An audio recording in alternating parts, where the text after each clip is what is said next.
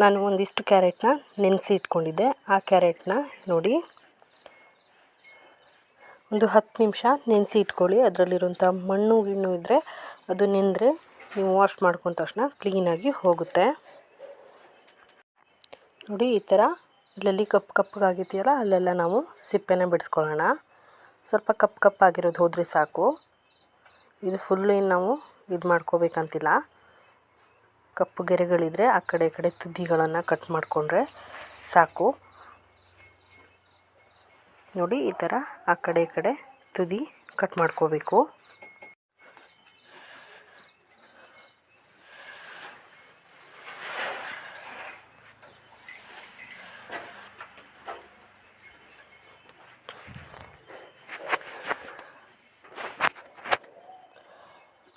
ಈಗ ಇನ್ನೊಂದು ಪಾತ್ರೆನ ತೊಗೊಳ್ಳೋಣ. ಅದಕ್ಕೆ ನಾವು ಕ್ಲೀನ್ ಮಾಡಿ ಇಟ್ಕೊಂಡಂಥ ಕ್ಯಾರೆಟ್ನ ತೊಳೆದ್ಬಿಟ್ಟು ಹಾಕ್ಕೊಳ್ಳೋಣ. ಸುಮಾರು 1/4 kg ಆಗೋಷ್ಟು ಕ್ಯಾರೆಟ್ನ ನಾನು ತೊಗೊಂಡಿದ್ದೀನಿ.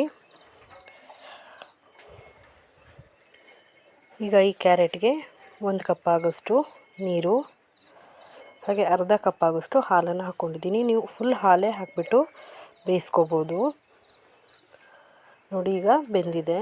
ನೋಡಿ ಈ ಥರ ಸ್ಪೂನ್ ಹಾಕಿದ ತಕ್ಷಣ ಕಟ್ ಆಗಬೇಕು ಕ್ಯಾರೆಟ್. ನೋಡಿ ಈ ಥರ ಸ್ಪೂನ್ ಹಾಕಿದ ತಕ್ಷಣ ಈಸಿಯಾಗಿ ಕಟ್ ಆಗಬೇಕು. ಈ ಥರ ಕಟ್ ಆದರೆ ನಮ್ಮ ಕ್ಯಾರೆಟ್ ಬೆಂದಿದೆ ಅಂತ. ಚೆನ್ನಾಗಿ ಬೆಂದಿದೆ. ಈಗ ನಾವು ಒಂದು ಮಿಕ್ಸಿ ಜಾರಿಗೆ ಹಾಕಿ ರುಬ್ಕೊಳ್ಳೋಣ. ಒಂದೇ ಸಲಕ್ಕೆ ಎಲ್ಲ ಹಾಕ್ಕೊಳ್ಳೋದು ಬೇಡ, ಸ್ವಲ್ಪ ಸ್ವಲ್ಪನೇ ಹಾಕಿ ರುಬ್ಕೊಳ್ಳೋಣ. ಕುದಿಸಿರೋಂಥ ಹಾಲನ್ನು ಹಾಕಿ, ಕ್ಯಾರೆಟ್ ಬೇಯೋದಕ್ಕೆ ಹಾಕಿದ್ವಲ್ಲ ಹಾಲು, ಅದನ್ನೇ ಹಾಕಿ ನಾವು ನೈಸಾಗಿ ಗ್ರೈಂಡ್ ಮಾಡ್ಕೊಳ್ಳೋಣ. ನೋಡಿ ಈಗ ರುಬ್ಕೊಂಡಿದ್ದೀನಿ. ನ್ಯಾಚುರಲ್ ಕಲರ್ ನೋಡಿ ಫ್ರೆಂಡ್ಸ್, ಎಷ್ಟು ಒಳ್ಳೆ ಕಲರ್ ಕೂಡ ಬಂದಿದೆ ಅಂತ. ಈಗ ಇದಕ್ಕೆ ನಾನು 1 ಕಪ್ ಆಗೋಷ್ಟು ಅಕ್ಕಿ ಹಿಟ್ಟನ್ನು ಹಾಕ್ಕೋತಾ ಇದ್ದೀನಿ. ನೀವು ಯಾವ ಅಕ್ಕಿ ಹಿಟ್ಟು ಬೇಕಾದರೂ ಇದಕ್ಕೆ ಯೂಸ್ ಮಾಡ್ಬೋದು.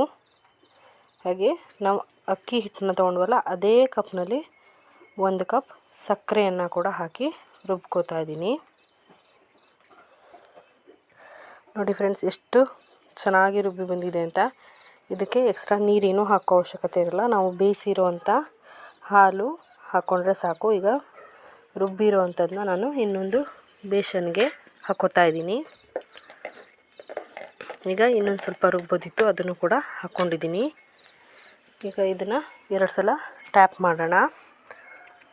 ನೆಲಕ್ಕೆ 2 ಸಲ ಟ್ಯಾಪ್ ಮಾಡಿ ಇಟ್ಕೊಳ್ಳೋದ್ರಿಂದ ಇದರಲ್ಲಿ ಏರ್ ಬಬಲ್ಸ್ ಇದ್ದರೆ ಹೋಗುತ್ತೆ ಅಂತ. ಈಗ ಒಂದು ದಪ್ಪ ತಳದ ಪಾತ್ರೆ ಇಟ್ಕೊಳ್ಳಿ. ಅದಕ್ಕೆ 1-2 ಲೋಟ ಆಗೋಷ್ಟು ನೀರನ್ನ ಹಾಕಿ